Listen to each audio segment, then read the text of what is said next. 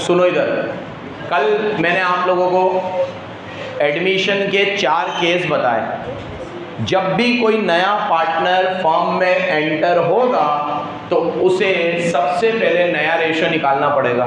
क्या निकालना पड़ेगा? नया रेशो। मैंने अपने अकॉर्डिंग 4 केस में इसे बांटा है, ठीक है। इसमें उसके क्वेश्चन बाद में, अपन 12th में करते थे तो पहले आए, तो मेरा ही मानना है रेशो तो पहले निकालना सिखाना पड़ेगा, और पार्टनर आएगा तो रेशो। 4 केस क्या थे? एक तो कुछ भी गिवन ना हो तो फर्म के प्रॉफिट को 1 मान लो, 1 में से न्यू पार्टनर का शेयर माइनस कर दो एंड सॉल्व। सेकेंड केस मैंने तुम्हें बताया जहाँ पे सेक्रीफाइसिंग रेशो गिवन हो, मतलब न्यू पार्टनर आ रहा है 1/4 शेयर के लिए और वो 1/4 आधा इससे ले रहा है, आधा इससे ले रहा है, तो वो गिवन है। तो उसमें क्या करो, 1/4 का हिस्सा इधर, 1/4 का हिस्सा इधर, और ओल्ड रेशो में से सेक्रीफाइसिंग रेशो माइनस कर दो। फिर केस 3, ये केस 2 का एक्सटेंशन है, इसमें सब कुछ डायरेक्ट गिवन होगा। जैसे मैं आया 3/4 शेयर के लिए, या 3/7 लिया था शायद मैंने, 3/7 के लिए आया और 2/7 मैंने ए से लिया और 1/7 मैंने बी से लिया, तो वो मेरे शेयर में से ऐड हो गया और उनके शेयर में से लेस हो गया। केस 4 सबसे इंपॉर्टेंट, मैं आया और मेरा शेयर गिवन नहीं होगा।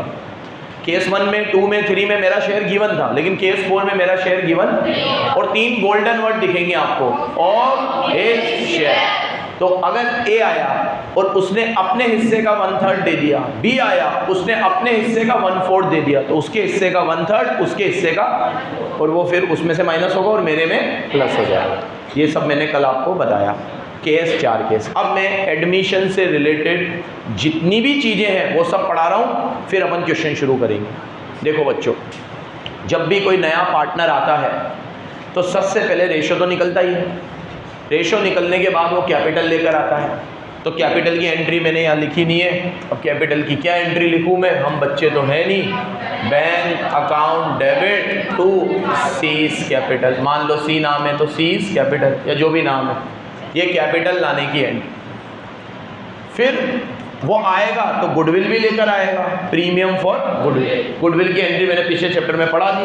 कितने केस पढ़ाए थे? 4। या तो वो गुडविल कैश में लेकर आएगा तो बैंक अकाउंट डेबिट, एसेट लेकर आएगा तो एसेट प्राइवेटली पे करेगा तो प्राइवेटली नो एंट्री, और अगर वो लेकर नहीं आएगा तो उसका करंट अकाउंट नहीं कैपिटल अकाउंट डेबिट होगा।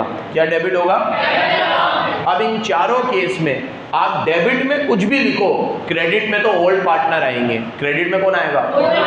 इन सैक्रिफाइसिंग रेशो, इन इसके क्वेश्चन अभी अपन ने चेंज इन पीएसआर में करे, 3-4 क्वेश्चन करे अपन ने, ठीक है। कि ए सी आ रहा था, एक कल क्वेश्चन करा AU आ रहा था, जने कौन कौन आ रहा था, तो अपन क्या कर रहे थे, पैसा लेकर आएगा वो तो bank account debit to old partner, asset लेकर आएगा asset account debit to old partner, privately pay करेगा नो एंट्री, पैसे लेके नहीं आएगा तो C's capital account to old partner. अब करंट अकाउंट दिमाग से निकाल देना, 12th खत्म हो चुकी है। करंट अकाउंट की क्या लिखना है, इसका लॉजिक भी मैं बता चुका कि ये लोग ये मानते हैं कि अगर वो कैपिटल 4 लाख की लाया है और उसे गुडविल लानी चाहिए थी 1 लाख की, और वो 1 लाख की गुडविल लेके नहीं आया, तो आप 1 लाख से उसकी कैपिटल को ही डेबिट कर दो, तो वो 4 लेकर आया था, 1 लाख डेबिट हो गए, तो अब उसकी नेट कैपिटल कितनी बचेगी? 3 लाख। और कैपिटल लाने की एंट्री मत छेड़ना, bank account debit to seize. ये एक एडजस्टमेंट हो गया कैपिटल का, एक हो गया गुडविल का। अब तीसरे नंबर से शुरू करते हैं, रिवैल्यूएशन सबसे इंपॉर्टेंट। जब भी कोई पार्टनर एडमिट होता है तो पहले हमें एसेट लायबिलिटी को रिवैल्यू करना पड़ता है। एसेट लायबिलिटी को रिवैल्यू करना पड़ता है। कैसे होती है रिवैल्यू, क्या होता है, ध्यान से सुनना। देखो, आज अगर मान लो हम तीनों के पास एक लैंड है 5 लाख रुपए की बैलेंस शीट में, और एक नया पार्टनर आया। अब ये लैंड हमने 10 साल पहले खरीदी, 10 साल पहले ये लैंड की वैल्यू थी 5 लाख रुपए, हमने दिखा रखी है 5 लाख में। आज 10 साल बाद ये लैंड की वैल्यू 15 लाख है, तो 15 में से 5 गए, 10 लाख का गेन हुआ है। अब ये 10 लाख का जो गेन हुआ है, इस पे नए पार्टनर का अधिकार नहीं है, क्योंकि ये तो हम तीनों ने खरीदी थी, तो ये 10 लाख रुपए भी हम तीनों को मिलने चाहिए। लेकिन एक बार नया पार्टनर एडमिट हो जाएगा तो सारी एसेट पे उसका भी हक है और सारी लायबिलिटी उसे भी चुकानी है, तो फिर आने के बाद हम उसे मना नहीं कर पाएंगे, तो आने के पहले ही मना कर दो।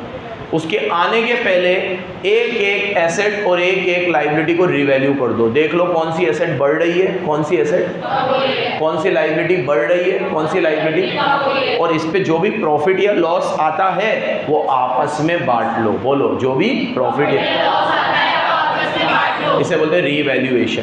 जब अपन ने डिसोल्यूशन पढ़ा तो उसमें अपन ने रियलाइजेशन अकाउंट बनाया। कौन सा बनाया?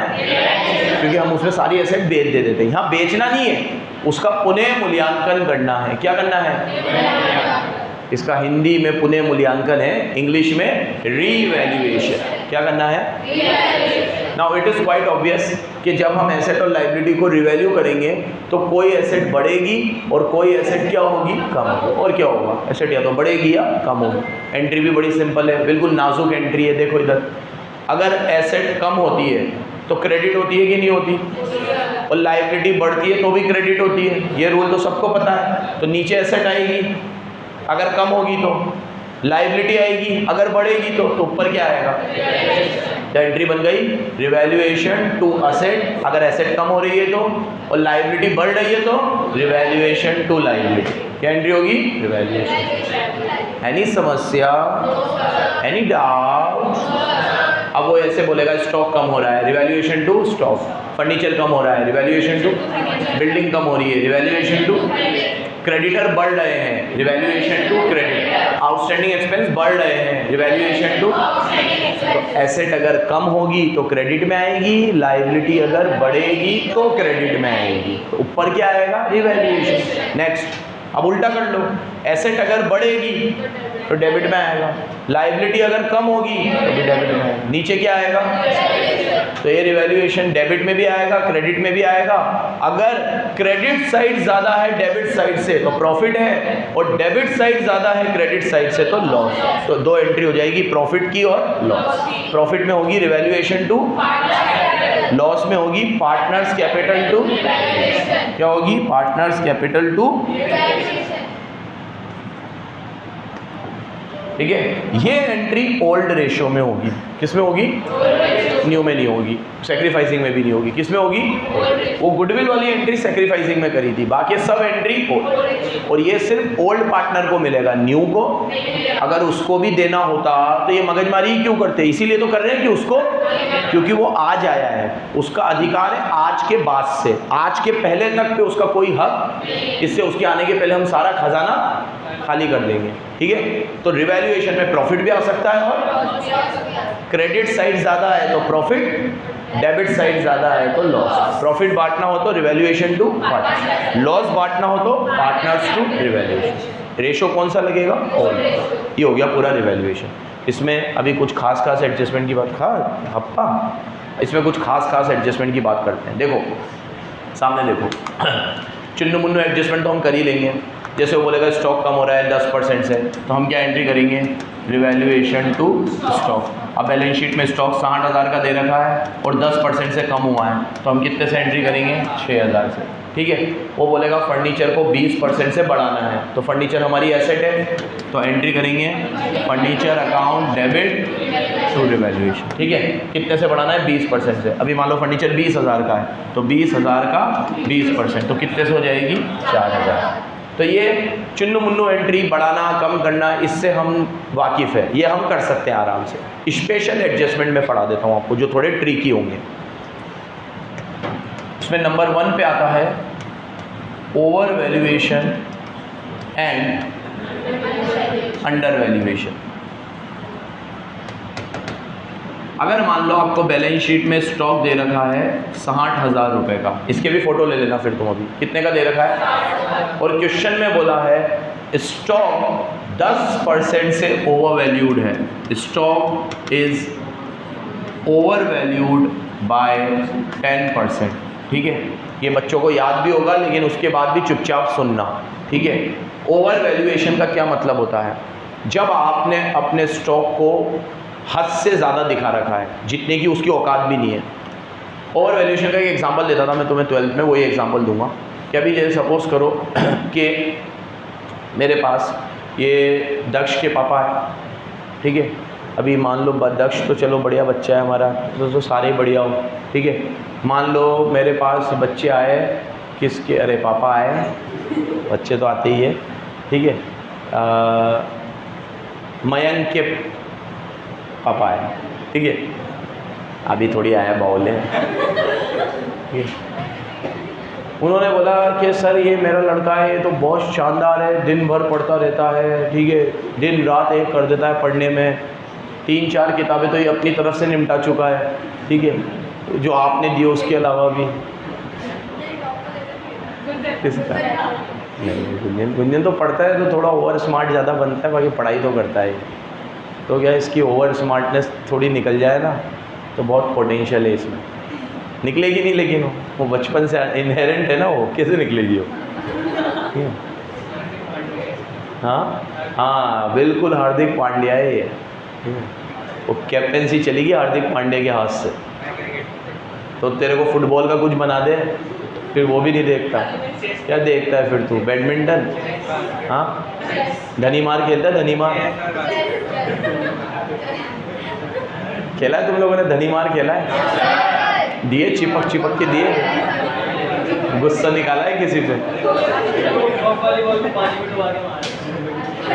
गजब ही गेम थे यार। चलो हाँ बच्चों चलो वापस आ जाओ, अरे वो आ जाओ वापस। हाँ तो भैया मयंक के पापा आए मेरे पास, मयंक सर ये तो बहुत दिन भर पढ़ता रहता है, 4-4 किताबें ख़त्म कर चुका है ये वो। मैं कहा सर ये तो आता ही नहीं है यहाँ, इसीलिए तो नहीं आता, पढ़ता रहता है। आप कितना पढ़ा लोगे इसे, ये तो खुद से ही पढ़ चुका है सब, ठीक है। मैं कहा मैं सर टेस्ट में मार्क्स भी नहीं आते। तो मैंने कहा कि सर आपने जो इसका वैल्यूएशन यहाँ कर रखा है ना, ये यहाँ है, ठीक है, और यहाँ है, तो आप इसे पहले सही से वैल्यू करो। आपको समझ ही नहीं आ रहा है इसमें क्या कैलिबर है, आपको लगता है बहुत पढ़ता है या कुछ करता है, ऐसा कुछ भी नहीं है, मिथ है ये। तो ओवर वैल्यूएशन मतलब जितना स्टॉक का वैल्यू है ना, हमने उससे भी ज़्यादा दिखा रखा है। तो कोई स्टॉक अगर ज़्यादा दिखा रखा है तो उसे कम करना पड़ेगा, तो कम करने की एंट्री होगी revaluation account debit to stock, ये हमने कम कर दिया क्योंकि ये पहले ओवर था। ओवर का मतलब ये नहीं आप ओवर बढ़ा दो, ओवर तो वो पहले ही था, अब उसे आप क्या करो कम। लेकिन इसमें मज़ा आएगा अमाउंट में। अमाउंट कैसे निकलेगा, ये 66,000 था, अगर आप इसका 10% ले लोगे तो गलत आएगा आंसर, क्योंकि ये ऑलरेडी 10% ज़्यादा है। तो आप डिवाइड करो 110 से और पहले इसकी ओरिजिनल वैल्यू निकालो जो इंटू 100 करके आएगी, तो वो कितनी आएगी 60,000। अब वो 60,000 का 10% निकालो जो कितना आएगा 6,000। और डायरेक्ट 10 से भी कर सकते थे, अब तो कैलकुलेटर अलाउड है। आपने 100 की वैल्यू निकाली, फिर 10 की निकाली, आप सीधे 10 की निकाल सकते हो। तो डिवाइड बाय 110 इंटू 10 करोगे तो 6,000 ही आएगा, ठीक है, जैसे आपको सही लगे, ठीक है। एक बार फिर समझ लेना, कोई चीज़ अगर ओवर वैल्यू है तो वो ऑलरेडी अपनी वैल्यू से ज़्यादा है, तो आपको पहले उसकी ओरिजिनल वैल्यू निकालनी पड़ेगी। हम ये मानते हैं अकाउंट्स में या किसी भी सब्जेक्ट में कि हर चीज़ की वैल्यू 100% होती है। तो इसकी वैल्यू अगर 110 है, क्योंकि ये 10% ज़्यादा है, तो इसकी 100% वैल्यू कितनी होगी, डिवाइड बाय 110 इंटू 100, तो वो कितनी आएगी 60।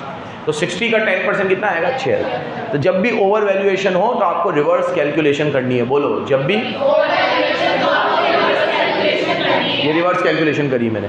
अगर आप 66 का 10% ले लेते तो 6,600 आता, कितना आता, जो कि गलत होता, जो कि सही आंसर है 6,000। क्या है, बढ़ो आगे बढ़ो, चलो अब इसका उल्टा कर लो। Number 2, under valuation of stock. अगर बैलेंस शीट में स्टॉक दे रखा होता आपको कितना, मान लो 54,000, कितना दे रखा होता, और क्वेश्चन में बोला होता stock is under valued bye 10%। Stock क्या है, 10% से अंडर वैल्यूड। अब अंडर वैल्यूएशन मतलब इसका रिवर्स एग्जांपल ले लो, ठीक है। अभी मेरे पास आए ये करीना के पापा, तो बोला सर ये तो बिल्कुल ही नहीं पढ़ती है, ठीक है, तो दिन भर मस्ती में ध्यान है इसका, ठीक है, मोबाइल चलाती रहती है, ये वो है। मैंने कहा मैं मान ही नहीं सकता, इसके तो सारे क्वेश्चन कंप्लीट है, ठीक है, अरे कुछ भी नहीं है, टीप टाप के कर लेती होगी। मैंने कहा टेस्ट में भी अच्छे मार्क्स आते हैं, हाँ वो भी टीप लेती होगी। मैंने कहा अरे ओरल टेस्ट में भी बराबर जवाब देती है, वो भी किसी से पूछ लेती होगी या आप इजी पूछते होंगे। मैं कहा आपको भरोसा ही नहीं है यार इस पर। मैं कह रहा हूँ ये बढ़िया है पढ़ने में, आप समझ ही नहीं रहे हो। तो आपने अपनी डॉटर को कर रखा है अंडर वैल्यू, आपको उसका सही वैल्यूएशन नहीं पता, ठीक है। तो आप अगर स्टॉक को अंडर वैल्यू करोगे, मतलब जो उसकी वैल्यू उससे कम है, तो आपको उसे क्या करना पड़ेगा, बढ़ाना। ओवर को था तो हमने कम किया था, अब अंडर है तो हमें क्या करना पड़ेगा, बढ़ाना पड़ेगा। तो बढ़ाएंगे तो एंट्री क्या करेंगे, स्टॉक एंट्री तो सब कर ही लोगे, एसेट बढ़ती है तो डेबिट होती है, स्टॉक अकाउंट डेबिट, और नीचे क्या आएगा, ये हो गया। अब इसकी कैलकुलेशन कैसे होगी, ये जो 54,000 है ये 90 की वैल्यू है, क्योंकि ये 10% कम है ना, वो 10 ज़्यादा था तो मैंने 100 में 10 जोड़ा, ये 10 कम है तो 100 में से 10 हटाओ तो कितनी वैल्यू है, 90। तो फिर इसकी 100% वैल्यू कितनी होगी, इंटू 100, वो कितनी आएगी, 60। वो भी 60 आई थी, ये भी 60 ही आई। फिर इसका क्या करेंगे, तो वो भी कितना आएगा, 6। तो जो स्टॉक 66 था हम 6 कम करके 60 पे ले आए, जो स्टॉक 54 था 6 बढ़ाकर 60 पे ले आए। ये एक एग्जांपल से मैंने आपको समझाया over value under. Moral of the story, कोई चीज़ ओवर वैल्यू हो तो उसे कम करना है, अंडर वैल्यू हो तो उसे बढ़ाना है, और एसेट बढ़ती है तो डेबिट, कम होती है तो क्रेडिट। लेकिन अमाउंट की कैलकुलेशन याद रखना, ओवर वैल्यूएशन में रेट में 10 जोड़ा है और अंडर में रेट में से 10 हटाया है, बराबर याद रखना। ये एडजस्टमेंट नंबर 1। इंपॉर्टेंट एडजस्टमेंट बता रहा हूँ, सिंपल एडजस्टमेंट तो तुम कर ही लोगे, क्योंकि एसेट को बढ़ाना और एसेट को कम करना है, लाइबिलिटी को बढ़ाना है, लाइबिलिटी को कम करना है, कोई बहुत बड़ी बात। मैं स्पेशल एडजस्टमेंट की बात कर रहा हूँ। स्पेशल एडजस्टमेंट आ गया नंबर 1 ओवर एंड अंडर, ठीक है। Number 2 provision for bad debts. Provision for bad debts, अगर मान लो बैलेंस शीट में डेटर है 50,000 के और हमने ऑलरेडी प्रोविजन बना रखा है 5,000 का, और आउटर कॉलम में कितने हैं, 45। क्वेश्चन में गिवन है बैड डेब्ट्स हो गए, क्या हो गए, बैड डेब्ट्स हो गए, बैड डेब्ट्स ऑफ ₹7,000 और ₹4,000। दो केस में समझाता हूँ, या तो बैड डेब्ट्स 7 के हो गए या 4 के। बैड डेब्ट्स का ये रूल होता है कि बैड डेब्ट्स को पहले प्रोविजन में से मीट आउट करते हैं, बैड डेब्ट्स को पहले तो बैड डेब्ट्स को प्रोविजन में से मीट आउट करेंगे, ज़रूरत पड़ी तो रिवैल्यूएशन खोलेंगे, क्योंकि हमने प्रोविजन बनाया ही किसके लिए था, बैड डेब्ट्स के लिए। हमें लग रहा था कि ये डेटर डूब जाएंगे तो हमने प्रोविजन बनाया, अब डेटर डूबे ही नहीं है तो फिर प्रोविजन पड़ा रहेगा। लेकिन अगर डेटर डूबे हैं तो फिर बैड डेब्ट्स को कहाँ से काम में लेंगे, प्रोविजन में से। अब एंट्री क्या होगी यहाँ देखो, पहले तो एक बात अच्छे से याद रखना, क्या याद रखना कि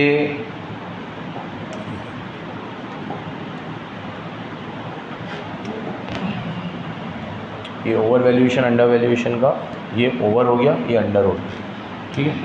ये हो गया तुम्हारा थर्ड पॉइंट। एक बात याद रखना, जब भी बैड डेब्ट्स होते हैं, भले प्रोविजन बनाया हो ना बनाया हो, उससे डेटर कम होते हैं। क्या कम होते हैं, तो डेटर कम होंगे तो नीचे लिखूंगा टू डेटर। क्या लिखूंगा, कितने से, 7,000 से। अब ये 7,000 पहले प्रोविजन में से लूँगा, तो प्रोविजन में तो 5 ही है, तो प्रोविजन अकाउंट डेबिट कितने से करूँगा, 5,000। अब 2,000 की ज़रूरत पड़ेगी तो खत्म। और अगर यही बैड डेब्ट्स 5-4 के हुए होते तो डेटर को तो कम करता कितने से, क्योंकि याद रखना बैड डेब्ट्स होने से डेटर कम होते हैं। अभी आप लोग सब मेरे कौन हो, डेटर। आप में से कोई मुझे पैसे नहीं देगा तो वो हो गए बैड डेब्ट्स, तो उससे मेरे डेटर, तो अब मैं 4,000 से कम करूँगा। लेकिन मेरे पास प्रोविजन में ऑलरेडी 5 है, तो मैं ये किस में से ले लूँगा, प्रोविजन। रीवैल्यूएशन खोलने की ज़रूरत, क्या खोलने की ज़रूरत नहीं है, बस प्रोविजन में से ले लिया। अब वो 1,000 प्रोविजन में बचा हुआ रहेगा, कोई बात नहीं, वो नई बैलेंस शीट में आएगा। किस में आएगा, खत्म। आपको क्लियर है बेटा? यहाँ पे नए बच्चे खास जवाब दे देना बेटा, क्लियर है? चलो नेक्स्ट, एडजस्टमेंट नंबर 4। अब अगर कोई डाउट है बेटा, पक्का? इस क्वेश्चन में सेम क्वेश्चन होता, सेम क्वेश्चन होता और बोला होता कि बेड डेप्थ ऑफ ₹7,000, अभी मैंने 7 और 4 दो लिया, अभी एक ही ले रहा हूँ, 7,000 के बेड डेप्थ हुए एंड हमें न्यू प्रोविज़न बनाना है एट द रेट 5% और प्रोविज़न भी बनाना है। तो उस केस में क्या होता, पहले 7,000 के बेड डेप्थ कम करो, बेड डेप्थ है तो बेड डेप्थ को कम करने पड़ेंगे। यहाँ देखो, और पहले मेरे को एक सुर में बताओ बेड डेप्थ से क्या कम होते हैं, तो नीचे तो क्या लिख दिया करो, पहले पैसे कहाँ से लेंगे, प्रोविजन में से ले लिए, कितने, और 2,000 कहाँ से लेंगे, रिवैल्यूएशन से। ये तो एंट्री सेम है। अब मुझे 5% प्रोविजन बनाना है। याद रखो, प्रोविजन हमेशा गुड डेटर्स पे बनता है। किस पे बनता है, जो पैसे खा के भग गए उस पे क्या प्रोविजन बनाऊँ। प्रोविजन मतलब वो मुझे पैसे नहीं देंगे ऐसा मुझे डाउट है, प्रोविजन। और वो तो खा के भग ही गए, वो तो डाउट भी नहीं है, वो तो गए। तो अभी मेरे डेटर्स आपको देखने हैं पहले कितने हैं, तो मेरे जो डेटर बैलेंस शीट में है वो कितने हैं, 50। उसमें जो पैसे खा के भग गए वो कितने हैं, तो अब मेरे गुड डेटर कितने हैं, गुड डेटर्स कितने हैं, इस पे मैं प्रोविज़न बनाऊंगा। कितना, 5%। इसका 5% कितना होगा, 2150। कितना होगा, 2150। अब प्रोविज़न बनाने की एंट्री, प्रोविज़न याद रखना, अकाउंट्स में कोई सा भी प्रोविज़न हो लाइबिलिटी होता है। प्रोविज़न क्या होता है, provision for repair, provision for bed depth, provision for फलाना, प्रोविज़न फॉर ढिमकड़ा, ये लाइबिलिटी है। क्या है अर्शी, लाइबिलिटी का रूल क्या कहता है, और कम होगी तो डेबिट होगी। अब प्रोविजन बनाने से लायबिलिटी बढ़ेगी कि कम होगी, हाँ क्रेडिट होगी, तो नीचे आ जाएगा टू प्रोविजन, ठीक है, और ऊपर आएगा रिवैल्यूएशन, क्योंकि हर चीज कहाँ से ले रहा हूं मैं, 2150। बन गया।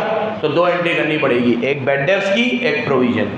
ये स्पेशल एडजस्टमेंट हो गए 4, over valuation, under valuation, provision without bed depth and with bed depth and bed depth and new provision. Bed depth भी है और न्यू प्रोविजन भी है, ये भी क्लियर है।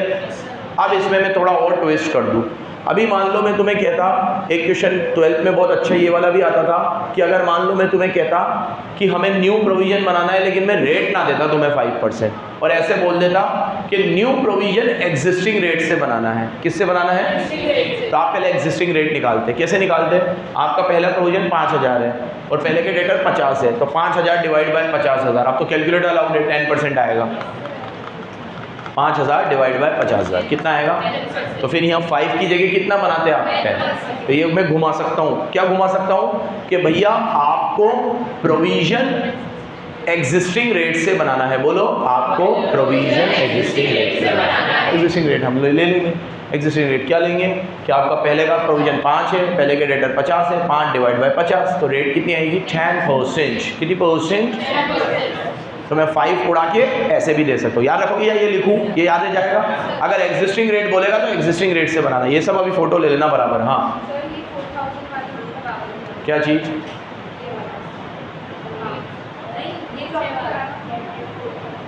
2150, 4,000 होता तो 4 कम करते हैं, ऑलरेडी एक का बना हुआ है, तो 2150 में से एक का बना हुआ है, 1150 और बना देते। ठीक है, लिखूँ उसको या याद रह जाएगा तुझे, पक्का लिखूँ मैं, 4 वाला लिखूँ, जैसे अभी मैंने 7 वाले में करा ना, ऐसे 4 वाले में करूँ इसको, पक्का। एंट्री में कोई चेंज नहीं आता, एंट्री लेकिन 1150 से होगी। देखो एक बार ओरली भी सुन लो, इसने अच्छा डाउट पूछा है, मेरी बात सुन लो। अगर मान लो यहाँ मेरे बेड डेप्थ 7 की जगह कितने के हुए होते, 4, तो फिर मैं 4 में क्या एंट्री करता, प्रोविजन टू डेटर 4 से। अब मेरे प्रोविजन 4 से कम हो गए, अब मेरे बेड डेप्थ भी 4 के हुए हैं, तो 50 में से 4 जाते हैं, तो कितने बचते हैं, 46। फिर मैं 46 पे 5% बनाता, तो 46 का 5% होता कितना, 2350। 7 की जगह 4 आता ना भाई, 7 की जगह 4 आता, तो कितना बनाता मैं, 2350। कितना बनाता, 2300, सॉरी, तो 2300 आता। अब मेरी बात सुनो, 2300 में बस फर्क इतना होता कि आप एंट्री करते रिवैल्यूएशन टू प्रोविजन, लेकिन 2300 से ना करते। क्यों, क्योंकि आपके पास 5 का प्रोविजन था और बेड डेप्थ तो 4 के ही हुए हैं, तो 1 का प्रोविजन तो अभी है आपके पास, आपको बनाना है 2300 और 1000 पहले से है, तो आप ये एंट्री 1300 से करते। कितने से करते? 1300। तो अगर यहाँ 4 का बेड डेप्थ होता तो आप एंट्री 2300 की जगह 1300 से करते। आप सुन लेना बेटा वापस, क्योंकि हमारे पास 5 का पहले से प्रोविजन था, 4 के बेड डेप्थ हो गए तो खत्म हो गया, तो अभी भी हमारे पास 1 का प्रोविजन है और बनाना हमें 2300 है, तो 2300 में से 1 माइनस करेंगे और प्रोविजन कितना बनाएंगे? 1300। Next adjustment number 5, unrecorded liability and asset. ये भी कुछ स्पेशल है। अभी क्वेश्चन में बोले कि हमारे पास 5000 का टाइपराइटर था और हमने उसे रिकॉर्ड नहीं कर रखा था, तो टाइपराइटर हमारी एसेट है, तो एसेट को रिकॉर्ड करो। तो एसेट को रिकॉर्ड करेंगे तो typewriter account debit to asset, कहाँ से करेंगे? एसेट ही तो है टाइपराइटर, टू रिवैल्यूएशन। एक तरफ तो क्या आएगा, मान लो कितने का भी है 5000, तो यहाँ कितना आ जाएगा? मान लो क्वेश्चन में बोले एक क्रेडिटर है जो हमने रिकॉर्ड नहीं करा, होता है कई बार। जैसे आज मैं मान लो नीचे मनमोहन जी से रिम खरीद के ले आया, 1000 की रिम है, मैंने रिम यहाँ रख दी, अब वो मेरे को पर्ची बना के देते हैं, उन्होंने नहीं दी, मेरे भी दिमाग पे से उतर गई। अब 1 महीने बाद मनमोहन जी ने कहा यार शब्बीर सर आपका वो 1000 रुपया बाकी चल रहा है। मैंने कहा कौन सा यार, रेंट वेंट तो अरे वो रिम लेके गए थे आप, मेरे को तो क्रेडिटर है, अब मुझे रिकॉर्ड करने पड़ेंगे, तो क्रेडिटर लाइबिलिटी है, तो यहाँ आएगा टू अनरिकॉर्डेड क्रेडिटर, क्या आएगा? और डेबिट में क्या आएगा? रिवैल्यूएशन। क्या आएगा? कितने से? 1000, जितने भी हो, 1000 हो, 2000 हो, जितने भी। और कोई एडजस्टमेंट तुम्हें याद आ रहा है 12th के नए नए अच्छे? ये 5 तो मुझे याद रहते हैं हमेशा।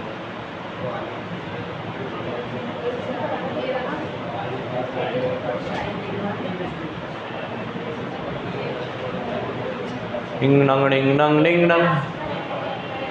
अबे वो तो कैपिटल का एडजस्टमेंट है याशी, पिक्चर अभी बता दूं, रिवैल्यूएशन चल रहा है।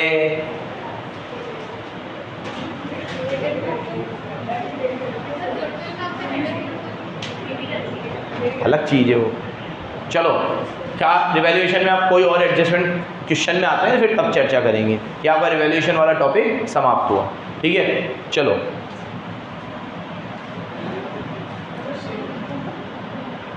यार ये 2 बार से हो जाएगी।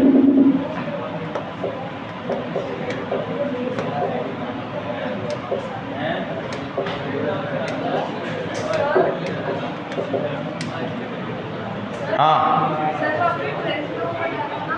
1 मिनट रुक जा बेटा आप।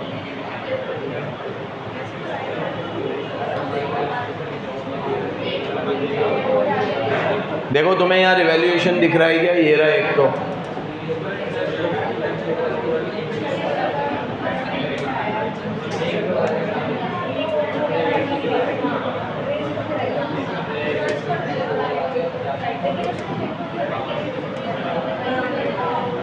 ये जो मैंने अभी नया वाला करा सेव, वो कहाँ सेव हुआ होगा?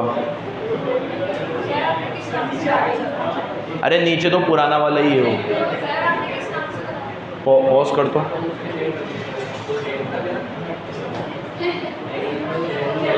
नेक्स्ट 4th, चलो मैं आपको एडमिशन से रिलेटेड हर चीज़ पढ़ा रहा हूँ। पहले मैंने आपको एडमिशन में रेशो निकालना सिखाया, 4 केस। फिर मैंने आपको कहा कि अगर वो कैपिटल लेकर आएगा और गुडविल लेकर आएगा तो उसकी एंट्री। तीसरे नंबर पे मैंने रीवैल्यूएशन बताया तुम्हें, और अब चौथे नंबर पे बताता हूँ treatment of reserves and surplus. क्या बताता हूँ? जब भी कोई नया पार्टनर पार्टनरशिप में आता है तो उसके आने के पहले पार्टनरशिप में बहुत सारे रिजर्व्स होते हैं जो पुराने पार्टनर ने कमाए हैं, उस पर नए पार्टनर का कोई हक, कोई अधिकार नहीं। तो उसके आने से पहले हम वो सब चीज़ें आपस में बांट लेते हैं। तो बांटने की एंट्री करनी है, बड़ी सिंपल। ये नहीं, when partners want to distribute, जब उन्हें डिस्ट्रीब्यूट करना हो तो क्या एंट्री होगी? General reserve debit P&L debit, contingency reserve, कोई सा भी रिजर्व हो वो डेबिट टू पार्टनर्स कैपिटल में बढ़ जाएगा। किस में बढ़ जाएगा? किस रेशो में? रिवैल्यूएशन का प्रॉफिट भी किस रेशो में बढ़ा था, लॉस भी किस रेशो में बढ़ा था। अब वहाँ पे तो प्रॉफिट या लॉस हमें निकालना पड़ता था, डेबिट ज़्यादा हो तो लॉस और क्रेडिट ज़्यादा हो तो प्रॉफिट। यहाँ निकालना नहीं है, क्वेश्चन में गिवन होंगे कि ये रिजर्व है, ये रिजर्व है, ये रिजर्व है, आपको सिर्फ उसे बांटना है। अब लॉस हो तो उल्टी एंट्री हो जाएगी, partners capital account debit to loss. P&L अगर डेबिट बैलेंस हो तो लॉस है। एडवर्टीजमेंट सस्पेंस में कोई पैसा पड़ा हुआ है, लॉस है। कोई गुडविल है, लॉस थोड़ी है सर। गुडविल बुक में अपीयर्ड हो तो लॉस है। लॉस इन द सेंस उसे राइट ऑफ करनी है, क्योंकि उसे किताब में नहीं दिखाना। क्यों नहीं दिखाना सर? अब तो उधर पढ़ोगे इंटर में, AS 26 मना करता है। कौन मना करता है? Counting standard 26। AS 26 ये कहता है कि आपने अगर किताब में गुडविल दिखा दी 5 लाख, तो हमें क्या पता आपकी गुडविल 5 लाख है? आप तो किताब में कुछ भी दिखा दोगे, कोई वैल्यूएशन थोड़ी है उसका, तो इसीलिए उसे किताब में नहीं दिखा। सर अपन ने तो वैल्यूएशन करा इससे पहले वाले चैप्टर में, वो वैल्यूएशन हमने सिर्फ इसलिए करा था ताकि नया पार्टनर अपनी गुडविल ला सके या एक गेनिंग पार्टनर सेक्रीफाइसिंग पार्टनर को अमाउंट दे सके। लेकिन वो गुडविल जो हमने निकाली थी वो किताब में दिखाने के लिए नहीं निकाली, किताब में तो दिखा ही नहीं सकते, किताब में तो, और किताब में अगर दिखा भी रखी है तो उसे राइट ऑफ करना है। राइट ऑफ करने की entry partners capital to goodwill, क्या एंट्री होगी? वो दिखा सकते हैं हमेशा। ठीक है, पढ़ोगे तुम AS 26 में परचेज गुडविल दिखा सकते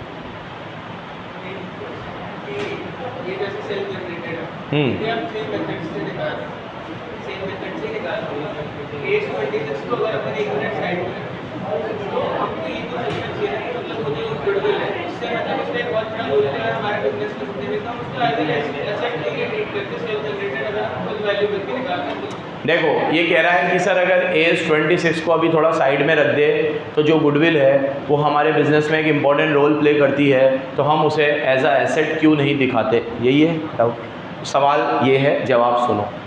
AS 26 को कोई मज़े नहीं आ रहे मना करने से।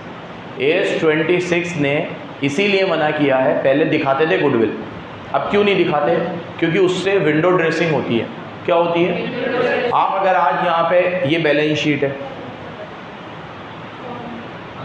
सुन ले, और बैलेंस शीट हमेशा टैली होती है, तो अगर आपने यहाँ गुडविल दिखा दी 1 करोड़, तो यहाँ पे भी 1 करोड़ का कुछ तो दिखाओगे, लाइबिलिटी में भी। एसेट में तो दिखा दिया 1 करोड़, लाइबिलिटी में आप रिजर्व्स में डाल दोगे 1 करोड़, या अपनी कैपिटल बढ़ा दोगे 1 करोड़ से, कुछ तो करोगे ना।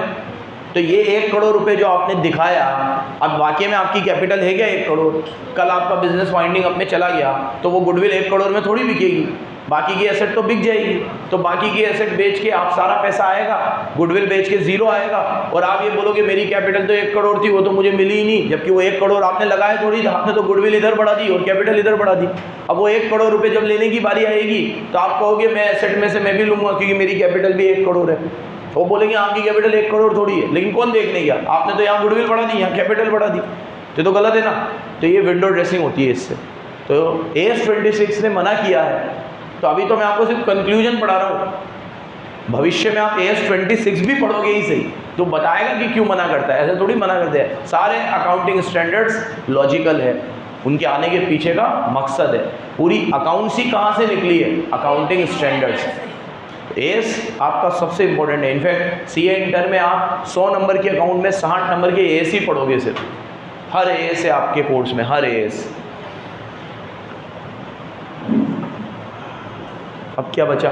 रिजर्व बांट लिए, लॉस बांट लिए, रिजर्व बांट लिए, रिजर्व बांटना है तो reserve to partners capital, loss बांटना है partners capital to losses. P&L advertisement goodwill. Arshi बराबर सुन लेना बेटा, ये एंट्री क्वेश्चन में बोलेगा नहीं वो करने को, हमें डायरेक्ट करनी है।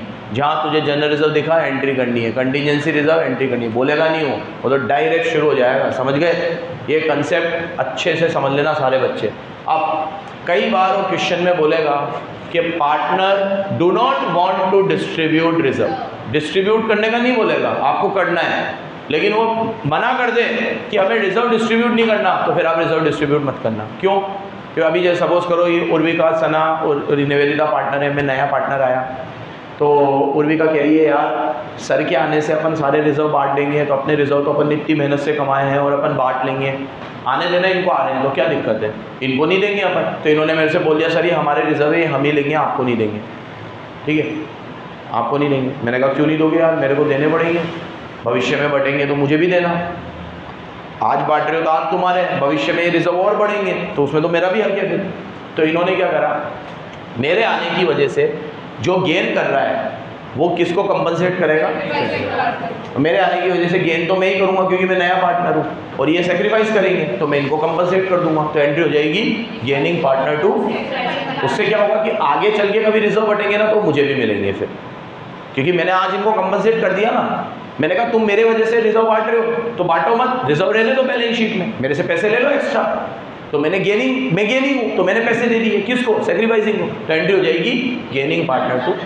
और याद रखना गेन आने वाला ही करेगा, मैं ही करूँगा गेन, क्योंकि मेरा ओल्ड रेशो तो 0 था और न्यू रेशो ज़्यादा ही होगा मेरा, और इनका ओल्ड रेशो कम था, न्यू रेशो ज़्यादा होगा तो ये गेन करेंगे, और ओल्ड रेशो ज़्यादा था और न्यू रेशो कम है तो ये सेक्रीफाइस। हमें तो बस ये याद रखना है कौन गेन करेगा कौन सेक्रीफाइस करेगा। गेनिंग पार्टनर से लो और सेक्रीफाइसिंग से दो, सेम जो गुडविल में करा था।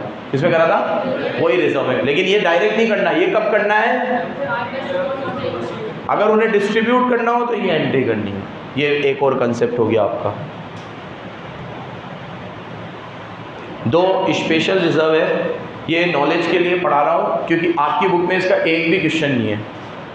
ठीक है, आपकी बुक में एक भी क्वेश्चन नहीं है WCR और IFR का। 12th में तो आता है तो मेरे को पढ़ाना जरूरी है। WCR वर्कमैन कंपनसेशन, ये एक ऐसा रिजर्व है जो किसी स्पेशल पर्पस से बनाया जाता है। जैसे आज आपके यहाँ कोई वर्कमैन काम करते हैं और किसी के कोई हाथ पांव टूट गए, लग गई, कुछ हो गया, तो अपन उसको कंपनसेट करने के लिए ये रिजर्व बनाते हैं। तो ये रिजर्व आपको डायरेक्टली बांटना नहीं है, इसके कुछ केसेस है। केस 1, केस 2 और केस 3। अब बराबर सुनना क्या है ये केस। Number 1, no claim. आपके बैलेंस शीट में वर्कमैन का रिजर्व है 1 लाख रुपए का और नीचे कोई भी क्लेम नहीं है। 1 लाख रुपए है बस, लेकिन कोई भी क्लेम नहीं है, मतलब किसी के हाथ पांव नहीं टूटे, सब सलामत है। तो फिर तो बांटो, और बांटने की एंट्री क्या होगी, WCR टू ओल्ड पार्टनर्स। किस रेशियो में, ओल्ड, मतलब सेम एंट्री होगी, इसमें कोई भी नाटक नहीं है। अब केस 2, क्लेम है लेकिन रिजर्व से कम।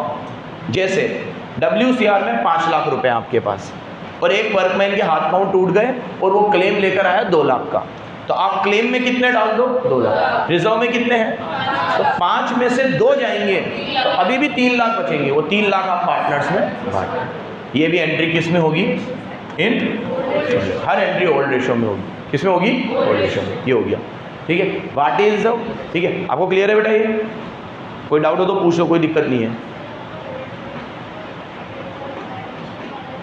Old ratio, old ratio question में गिवन होगा। जैसे आप 3 पार्टनर हो, आपका रेशियो है 3:1, ये ओल्ड रेशियो है, और ना गिवन हो तो ओल्ड रेशियो इक्वल मानना है, इक्वल। न्यू रेशियो वो है जो मैंने कल समझाया, 4 केस मेरे आने के बाद, वो न्यू है, उसमें न्यू में कोई एंट्री नहीं करनी, सारी एंट्री किसमें करनी है, ओल्ड रेशियो, ठीक है। चलो, अब ये रिजर्व आपके पास 5 लाख थे और क्लेम आपका 2 लाख का था, तो आपने 3 लाख रुपए पार्टनर्स में बांट दिए। ये तो बहुत सिंपल था। अब मजा आएगा। लास्ट केस, क्लेम ज़्यादा है, रिजर्व कम है।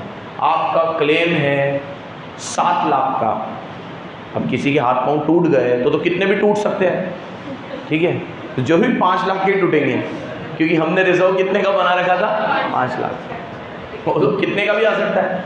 अब कोई आया पूरा टूटा फूटा था तो उसने कहा सर 7 लाख का खर्चा हुआ है मेरा और मैंने रिजर्व कितना बना रखा था, 5 लाख का, तो फिर उस केस में एंट्री देखो, WCR अकाउंट डेबिट 5 लाख। अब आप रिजर्व में तो 5 लाख ही डालोगे, क्लेम आपका 7 लाख का है तो 2 क्लेम 7 लाख, 2 लाख का खर्चा और है तो उससे क्या खुलेगा, कोई भी एसेट और लाइबिलिटी के लिए क्या खुलता है, और किसी को क्लेम देना है तो एसेट की लाइबिलिटी है, इतना सोचोगे। किसी को कोई क्लेम देना है आपको, जब देना है बोल दिया तो लाइबिलिटी है, तो लाइबिलिटी नीचे ही आती है, ऊपर क्या आएगा, रिवैल्यूएशन, खत्म। और ये रिवैल्यूएशन पार्टनर में बढ़ जाएगा, तो ओल्ड पार्टनर टू रिवैल्यूएशन। ठीक है, नेक्स्ट एक लास्ट चीज़ और, अभी तक मैंने तुम्हें पढ़ा दिया, जब भी कोई नया पार्टनर आता है तो 4 केस बता दिए। नया पार्टनर आता है तो कैपिटल लेके आता है, नया पार्टनर लेके आता है तो गुडविल लेके आता है, गुडविल में भी 4 बता दिए। बेटा एकदम कंसल्टेशन बना के रखना है, कैश में लाएगा, एसेट लाएगा प्राइवेटली, ठीक है, ये बता दिया। चौथे नंबर पे बताया रिवैल्यूएशन होगा, क्या होगा, एसेट और लायबिलिटी को रिवैल्यू करना पड़ेगा।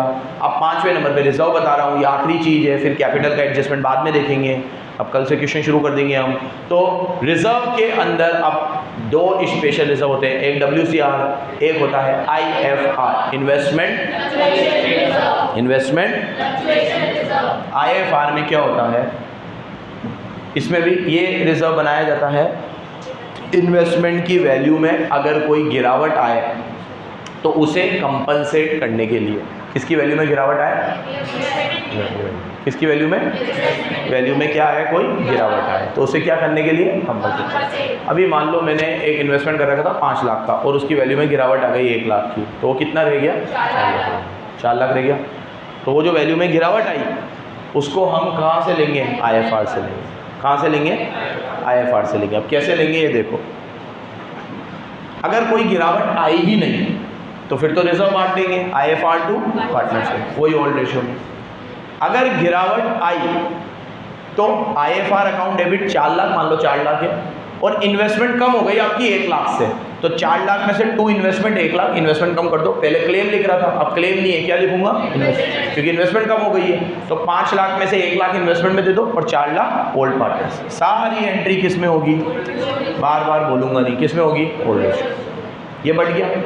तो एक केस रिडक्शन ही नहीं था, एक केस रिडक्शन था, एक केस रिडक्शन रिजर्व से भी ज़्यादा था। जैसे आपने रिजर्व बना रखा था 5 लाख और रिडक्शन हो गया 7 लाख का, तो 2 लाख रिवैल्यूएशन में जाएंगे। कहाँ जाएंगे, और वो रिवैल्यूएशन ओल्ड पार्टनर्स। सेम वही WCR की तरह। तो WCR में 3 केस थे, यहाँ पे भी 3 है, लेकिन एक एक्स्ट्रा भी है। एक्स्ट्रा क्या है, इन्वेस्टमेंट की वैल्यू बढ़ भी तो सकती है, यहाँ पे तो क्या हो रही थी, कम, यहाँ पे भी, यहाँ अब इन्वेस्टमेंट की वैल्यू, अब मेरी बात सुनो, अगर इन्वेस्टमेंट की वैल्यू बढ़ रही है तो फिर बढ़ रही है तो इन्वेस्टमेंट डेबिट होगा, इन्वेस्टमेंट अकाउंट डेबिट, और नीचे क्या आएगा, और रिवैल्यूएशन किस में चला जाएगा, ये 2 एंट्री। और IFR जो आपने बना रखा था 5 लाख का, वो तो अब फ्री है, उसे बांट दो, तो IFR to old partner. Reason, आपने IFR बनाया ही किस लिए था, बांटने के लिए, कि अगर इन्वेस्टमेंट की वैल्यू कम हो गई तो ठीक, नहीं होगी तो बांट देंगे। अब यहाँ तो इन्वेस्टमेंट की वैल्यू उल्टी बढ़ रही है, कम तो हो ही नहीं रही, तो वो IFR तो फ्री है, उसे बांट दो, IFR टू ओल्ड पार्टनर। किस रेशो में, ओल्ड। ये IFR बढ़ गया और ये इन्वेस्टमेंट बढ़ी। इन्वेस्टमेंट बढ़ती है तो कहाँ जाएगी, क्योंकि सारी एसेट और लायबिलिटी बढ़ेगी या कम होगी तो कहाँ जाएगी, रिवैल्यूएशन। ये रिवैल्यूएशन में चली, और रिवैल्यूएशन भी किस में जाएगा, पार्टनर्स। ये भी ओल्ड रेशो, ये भी ओल्ड। एक एक चीज़ ये मेरे आज के लेक्चर में आ गई, एक चीज़ को छोड़ के, वो है adjustment of capital and hidden goodwill. वो थोड़ी बड़ी चीज़ है, तो वो जब आएगी तब देखेंगे। इतने कंसेप्ट से आप इसके 70% क्वेश्चन सॉल्व कर सकते हैं अब अपन कल से। एक बार जो और जिसका 12th में बेसिक थोड़ा कमज़ोर हो तो वो लोग ये वीडियो और कल की वीडियो केस वाली और देखना एक बार, कोई दिक्कत नहीं, हमारा कुछ बिगड़ेगा नहीं। कंसेप्ट अच्छे से करके आना ताकि कल से क्वेश्चन हो सके। धन्यवाद। वो नहीं है इसमें।